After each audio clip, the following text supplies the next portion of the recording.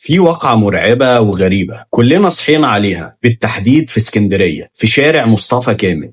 اللي قدام حضراتكم دول 2 اخوات وبيتخانقوا مع بعض. واحد منهم ماسك سلاح ابيض ونازل تقطيع في اخوه التاني. الناس في الاول كانت بتقول ان هو ذبحه، وطبعا اللي شافوا الفيديو هو تقريبا كان بيذبحه فعلا، غير ان هو ماسك السلاح بتاعه ونازل فيه تقطيع. الفكرة هنا ان الناس اللي واقفة عمالة بتتفرج دي كلها، طب ليه يا جماعة محدش ينزل يحوش؟ ليه محدش يسلك بينهم؟ افرض فعلا كان موته. طبعا بشهادة الناس في المنطقة انهم مش اول مرة يتخانقوا مع بعض، وانهم دايما كل شوية بيتخانقوا مع بعض ويعوروا بعض. انا عايز اقول لكم في كمية رعب في الفيديو حاجة فوق الخيال. انت متخيل واحد ماسك اخوه ومنيمه على الارض وبالسكينة وعمال بيذبح فيه؟ هو في ايه يا جماعة بجد؟ المواضيع دي كترت قوي. طب القصة في ايه او هم بيعملوا ليه كده؟ الفكرة ان هم طلعوا 2 اخوات بس مش شقق، كل واحد فيهم من والدة واحد منهم حكت القصة وقالت ان اخوه جه لحد البيت وبيتخانق معاه.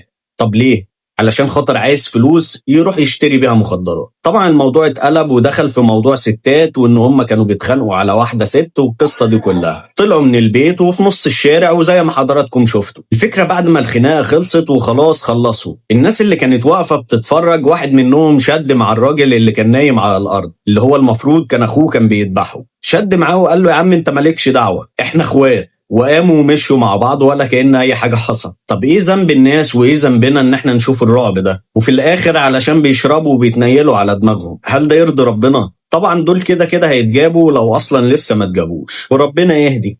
بس كده.